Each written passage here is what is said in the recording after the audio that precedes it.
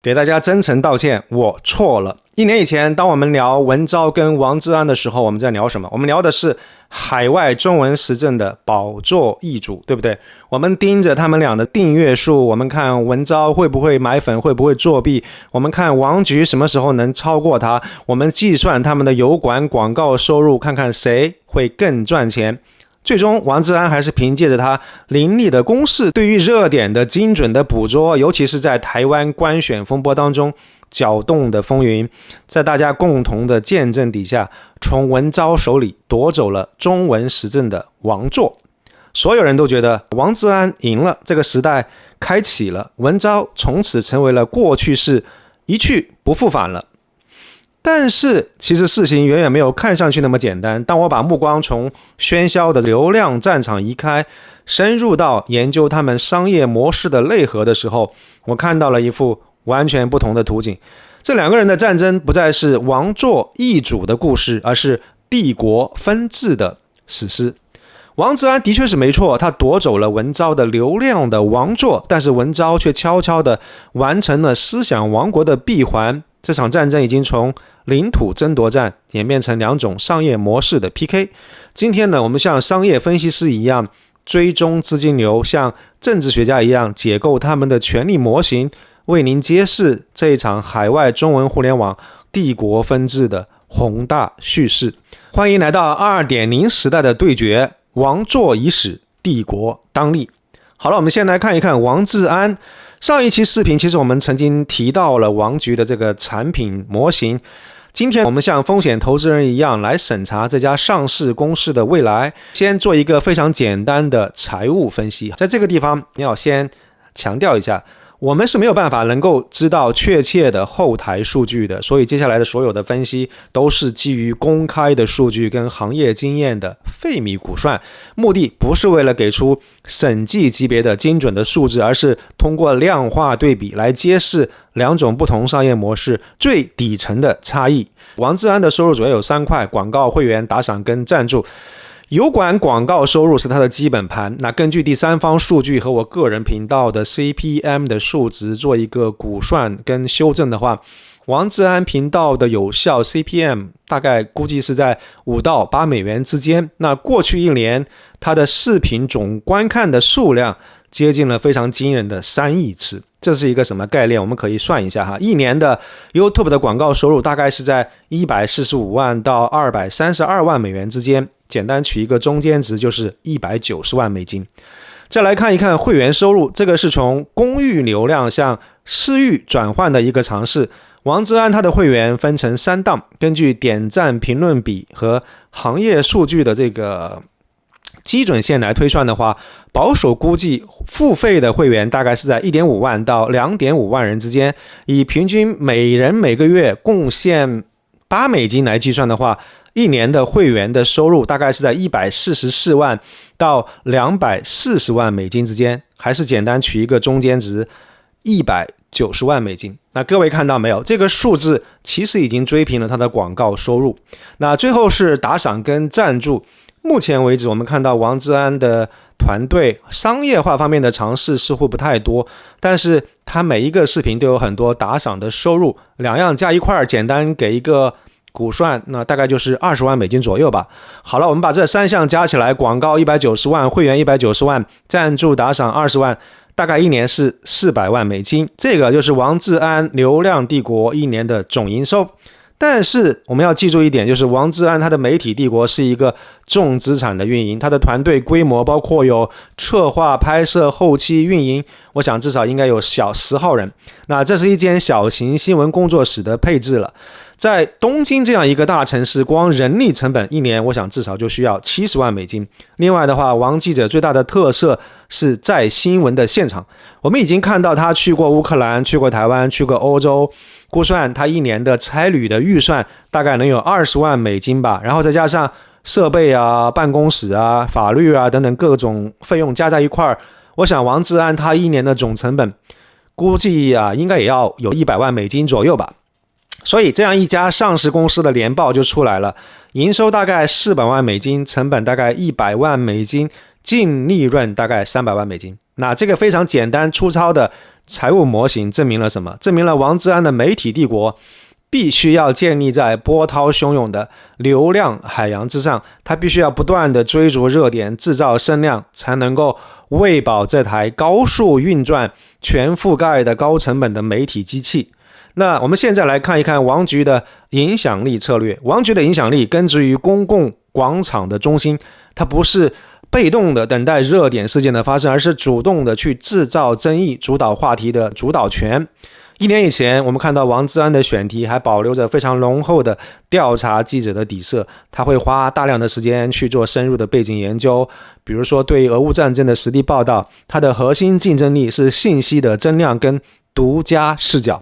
但是在过去1年，我看到他的这个意见领袖的成分显著的增加了，他的选题会更倾向于追逐那些高热度、高争议性的话题。他不仅追逐热点，还会主动的制造很多的争议。他擅长在那些看似已经有定论的事件当中，找到一个非常合理的中间地带，或者是一个全新的有挑战性的切入点。这个必然会引发左右两派的夹击，从而将它置于舆论风暴的中心。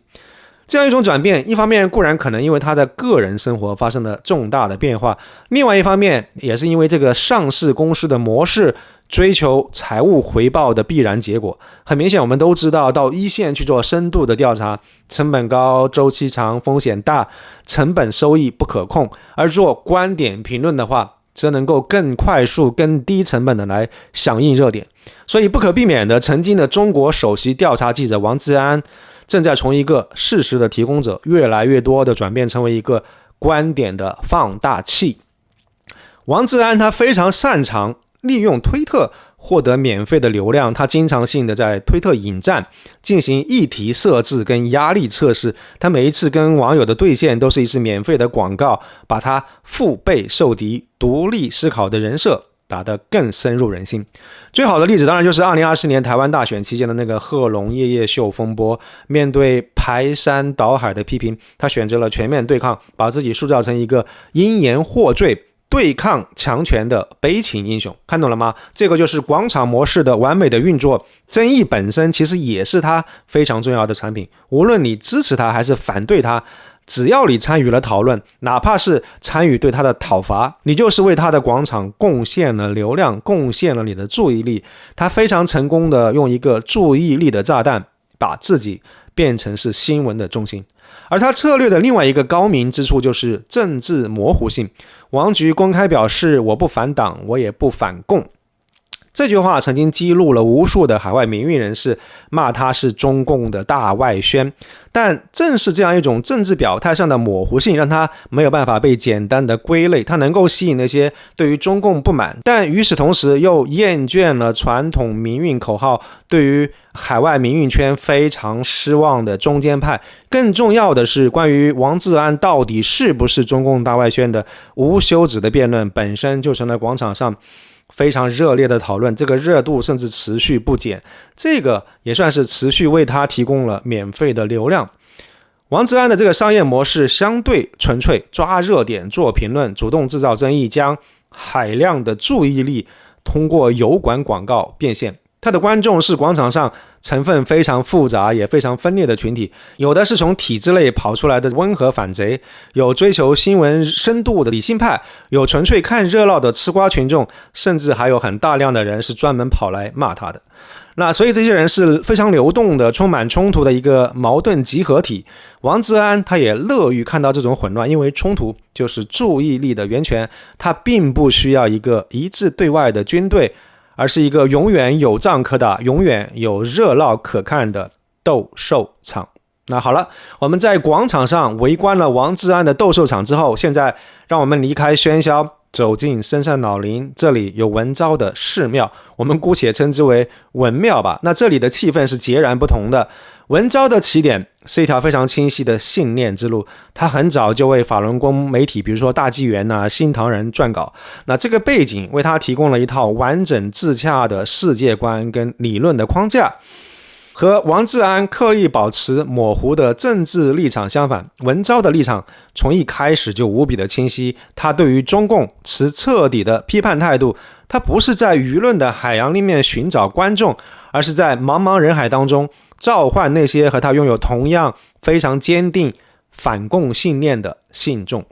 那么这座文庙是如何巩固信众的呢？其实答案就在文昭的内容策略里面。他的油管频道谈古论今就是核心的方法论。文昭它不是简单的评述新闻，它是要把每一条时事都放入一个宏大的历史跟文化的框架里面去解读。这样一种方法我们可以称之为教诲式的阐释，它的目的不是为了告知，而是为了教化跟确证。他给观众的不是零零散散的一些观点，而是一整套完整的用来解码这个世界的思想体系。文昭其实非常聪明的借鉴了中国互联网上成熟的知识付费的模式，他卖的表面上是新闻评论，实际上是一门课程，一门关于如何用特定的世界观来理解现实的思想课。这个既让它的内容显得高级，与此同时也让他的观众心甘情愿地为之付费。所以当你感觉失落困惑的时候，你走进这座文庙，思想的住持文昭会告诉你，眼前的这一切都是可以用他的理论框架来解释来预测的，那正邪的较量早有定数。在我们这个急剧变化充满了不确定性的年代，这个能够极大的抚慰那些信众的焦虑，并且不断强化他们的共同信仰。所以你看文昭的观众，他是一个高度同质化的数字部落，他们来到文庙不是为了吵架，而是为了什么？为了寻求启迪、确认信念、抱团取暖的。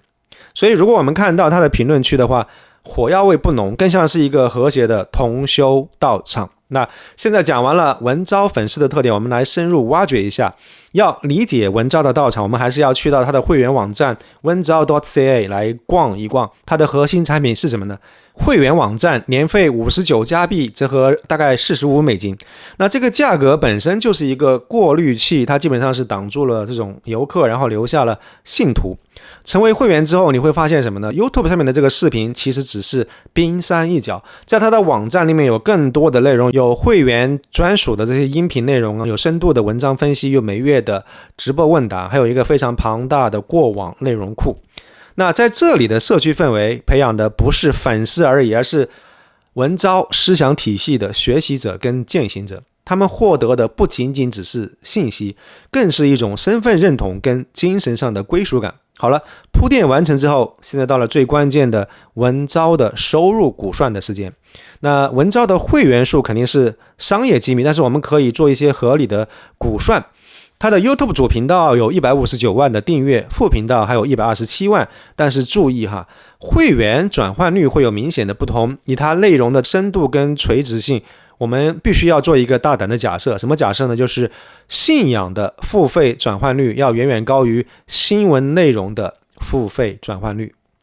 我们来看一看这两者的差别到底有多大。王志安的观众主要是来干什么的？主要是看新闻来消费日用品的。王志安的这个媒体帝国要完美运作的话，必须要依赖广场模式。他的受众在公共广场上明显非常的庞杂，有粉丝，也有相当一部分人未必认可他，这些人甚至可能都不愿意订阅他的频道，更不用说付费成为会员了。他们很多人基本上算是白嫖他的视频。而文昭的观众呢，他们是来问道的，是来求佛的。问道者的这个付费意愿天然的就比看新闻的人要高得多，所以愿意走进文庙的人往往更容易被转换成他的会员，这个是不言而喻的。还有一个细节很关键，同样是决定付费购买会员，在油管上你只能够按月来付费，对不对？但是文昭的这个网站提供了连付的套餐，这个套餐有很大的折扣跟优惠，而且文昭的会员包括的内容和权益也明显比王局的七刀会要多很多。我相信这里面王局要挖掘的潜力还很大。文昭的2个频道总共286万粉丝，当然有些粉丝会有重叠，也不能够排除有些硬核粉或者是死硬粉，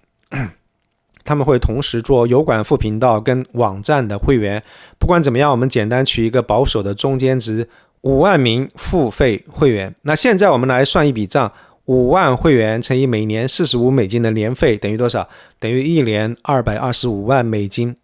看清楚了，光是会员这一项就是每年225万美金的稳定的可以提前预收的现金流。那会员费算完了，我们接下来看一看广告收入。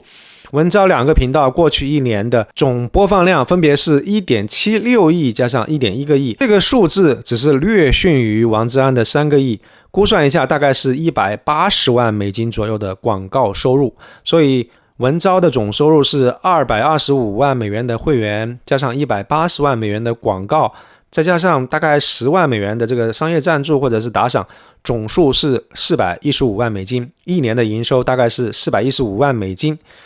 但是更惊人的数字在后面，文昭从来没有追求过什么新闻理想，他就是一个庙里的住持，他不需要什么复杂的团队啊、设备啊，或者非常频繁的差旅去到什么新闻现场。他的油管视频制作非常简单，就是口播而已，甚至连后期剪辑的工作量都不是特别大。所以可以想象他的团队短小精悍，本人是核心，背后估计也就只有2到3个人的技术支持的团队，一年的运营成本个人估算不会超过30万美金。好了，文昭的年度财报也出来了，营收415万美金，成本大概30万美金，净利润高达385万美金。王志安的流量帝国声量巨大，争议也巨大，每一年的净利润估算是300万美金。文昭的社群王国看起来沉寂无聊，但是一年的净利润的估算是385万美金，每一年比王志安多出了85万美刀的这个利润。什么叫做闷声发大财？人家文昭这个就叫做闷声发大财。文昭的净利润远远高于王志安，这个结果可能颠覆了很多人的认知。这背后揭示了什么呢？这2种完全不同的商业模式会有怎么样不同的未来和风险呢？那谁的帝国能够穿越时间跟周期，谁又有可能会面临一夜崩塌的风险？这2种模式到底会最终把海外中文互联网带向何方呢？所有这些问题的答案，我们会在下一集3部曲的最终章终局推演当中为大家揭晓。如果您不想错过这样一场大结局的话，请一定记得点赞、分享、订阅爱生的频道，并且打开小铃铛。感谢您的收看，我们下期节目再见。